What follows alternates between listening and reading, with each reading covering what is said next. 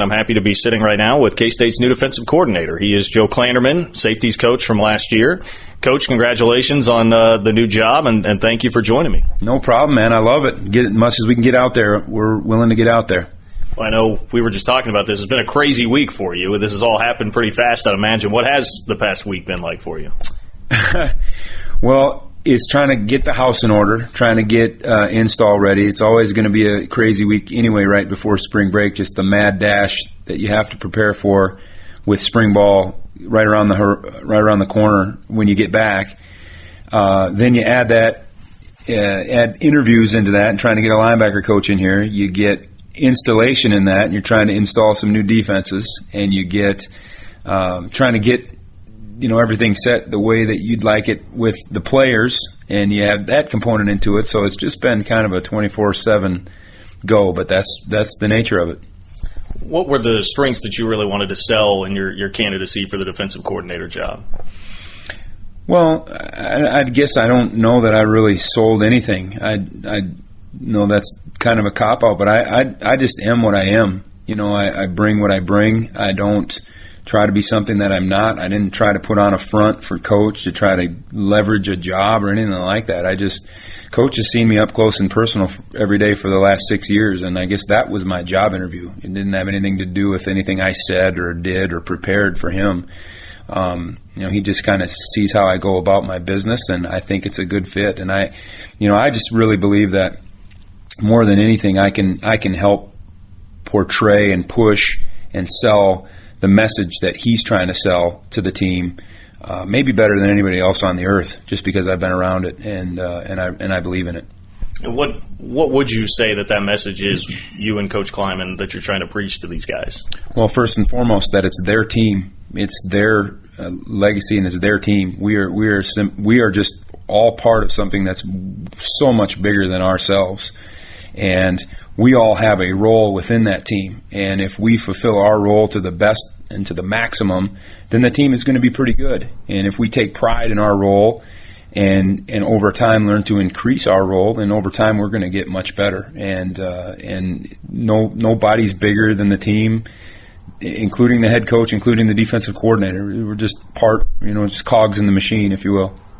How much does it help for these seniors that are here on this team? They've had 3 defensive coordinators in 3 years, to have that continuity with somebody that was there on staff like yourself now as the defensive coordinator. Well, it takes time to learn a package, and there will be some changes from what we did a year ago, but there's going to be a ton of carryover too.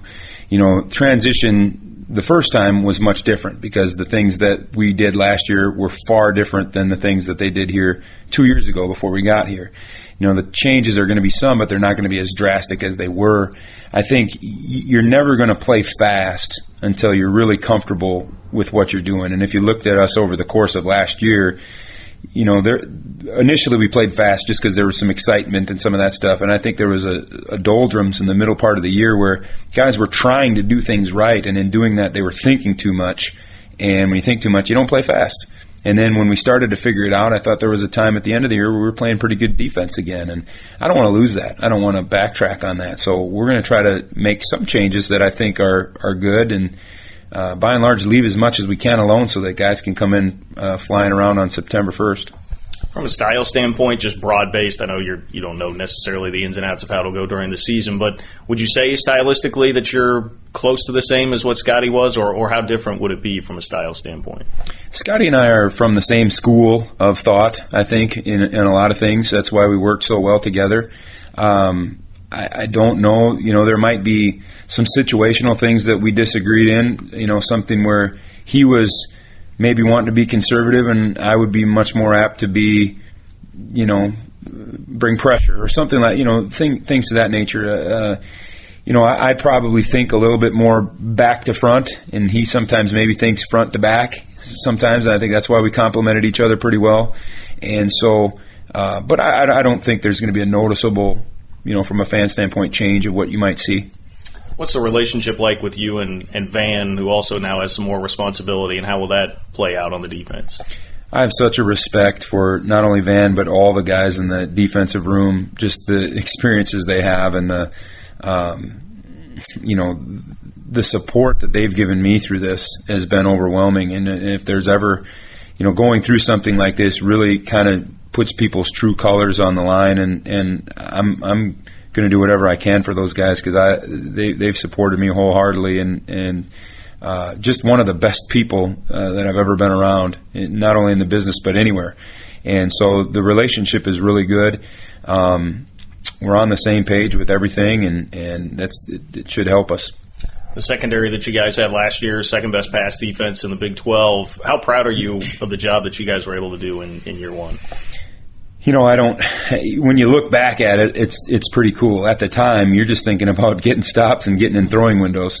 And so I don't get as wrapped up in some of that stuff, because some of that stuff varies situationally, but I think guys really played hard, and they really grasped at the end, especially what we were trying to do. And but I look at it more in terms of 8-5, and 8-5 is not going to be the standard, and it's not going to be good enough. And we're proud of what we did last year, but it doesn't matter where you rank in some of the rankings. At the end of the day, how many games did you win? And that's more the metric for me. What do you see as the ceiling for some of the guys that you had last year as safeties, Jonathan Alexander, Wayne Jones, Jerron McPherson, that are going to be back for you? First of all, they're having an unbelievable winter. We had a staff meeting this morning, and where we are now, and I'm not just talking about that position, I'm talking across the board, where we're at that position as opposed to at that time as opposed to where we are now, it's not even, you wouldn't even think you're dealing with the same team. Just how guys go about their business, the pride that they take in the things that they do, the effort level, the encouragement with each other. And those three guys in particular, because they're vocal guys and they're leaders, are a big driving part of that.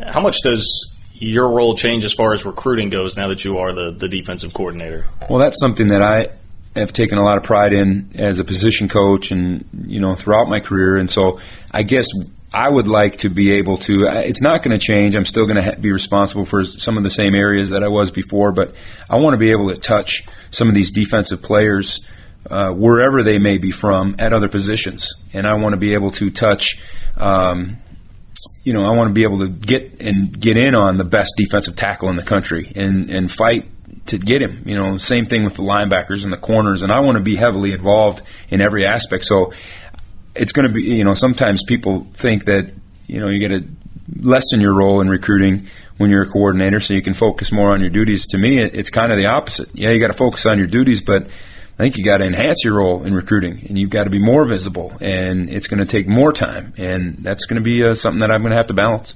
What does it take to be a great recruiter?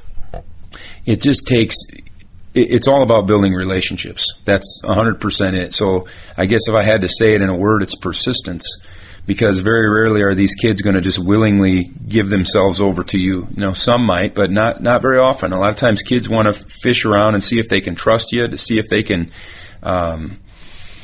believe in what you're saying, the message that you're pushing. And if you're constantly persistent with what you do, and you're consistent in your message, and you're truthful all the time, and you're not misleading kids, over time they'll see that and they'll begin to trust you, and that's how the relationship gets formed. If you're not that, and if you don't want to get involved in recruiting, the relationship's never going to get developed, and you're going to get who you get. You are someone that has defensive coordinator experience in your background at Minnesota State, your alma mater. What do you remember from that time period, and what can you take that transitions here? I just remember being really young. I don't know. I guess, yeah, that is a great experience. And since that time, I've always missed, I guess the two things that I missed is I miss being the guy out in front of the team, not from an ego thing, but just being the guy that's going to set the pace of what we're doing. And the other thing that I missed is it's crunch time, it's 3rd and 3 in the fourth quarter, and a call needs to be made, and I always wanted that burden to fall on me. I always, anytime that happened, I'm like, dang, I wish that was me, making that call. I wish I had the responsibility of that. And I miss that. And I've had a taste of that already. So I do, that's where that experience really helps me the most. I'm going to have some fun with you here to end. But Let's do it. What's the biggest interest Joe Klanderman has outside of football that we don't know about? Is there something outside of football?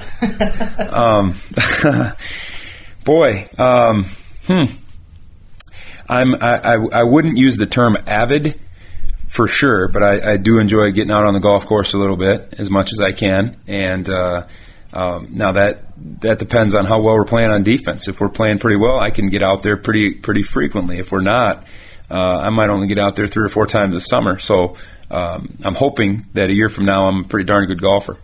Who's the best golfer on the staff right now? Well, if I don't say Coach Klanderman, I'll probably get fired. So I'm going to say, I would say Courtney Messingham and Coach Klanderman can duel it out, and they would be able to play around with anybody. Okay. What's the scouting report on Joe Klanderman, the defensive lineman at Minnesota State? I think they would say, man, does he look good in his pads, but boy, is he slow. If it's pass rush situations, get him the heck out of there, I think they would say. No, I don't think there's any film that I want to be showing of myself from the past. You an NFL fan? Do you have a particular team that you follow? You know, I grew up in the era of Walter Payton. So with that, I am, I guess, a Chicago Bears fan, although since 1985 it's been pretty difficult to be a fan. So I do enjoy the Bears. Keep kind of a side eye on that. I am from Wisconsin, and I think it's an inherent thing that you have to be a Packers fan. So I do root for the Packers as well. I just enjoy the game. I just enjoy the just how competitive and how balanced the league is. So I guess, no, I'm not a diehard anyway. Okay. You don't have any Mitch Trubisky hot takes for us? Well, I've said plenty of curse words to Mitch Trubisky. I don't know if he's heard any of them, but I've thrown up my hands at him a few times, yes. You have 4 kids. You were just talking about getting a chance to take them on vacation. What's your proudest dad moment? My proudest dad moment. Let me see here. Well, R-rated or regular here, I guess. I'll let you. You can go wherever you want to go. Well, I don't know if I have anything that's too crazy, but I love my kids. They mean the world to me. They're so supportive in the things that I do, and I try to be as supportive as I can be in the things that they do. I know sometimes this job doesn't lend you to being able to do everything all the time. Sometimes you might miss a band concert or a volleyball game or something like that, and I wish it weren't so, but that's kind of the way it is. And just getting a chance to be around them every day, and the fact that they enjoy when I come home, that makes me happy.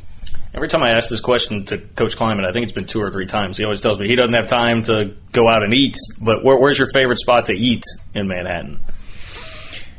Well, lately I am on the shrimp and grits train at Bourbon and Baker. That has been my jam, as it were, lately. I enjoy the portobello mushroom sandwich at So Long Saloon. And I don't want to leave anybody out, but I'm probably going to end at that. There's a lot of great places to eat here, but those are probably 2 of my favorite dishes in town. You got to take Coach Klanderman sometime. That's right. Well, I'm going to have to hide. I'm going to put a fake mustache on him or something. Do you have the highest bench on the coaching staff? Well, if you're counting these young guys, no, because you got the Taylor Godinays and some of those guys that can still get after it pretty good. But, we got a lot of older guys on the staff. I'll just say that I know I can bench more than Coach Messingham. Okay, I like it. Last question I have for you. I don't know why this popped into my head, but my nickname for you that I've been calling you is just the Klanderman, like the Candyman, the Klanderman. They got that song from Willy Wonka or whatever. Okay. So are you a fan of that as a nickname? Does it sound tough to you?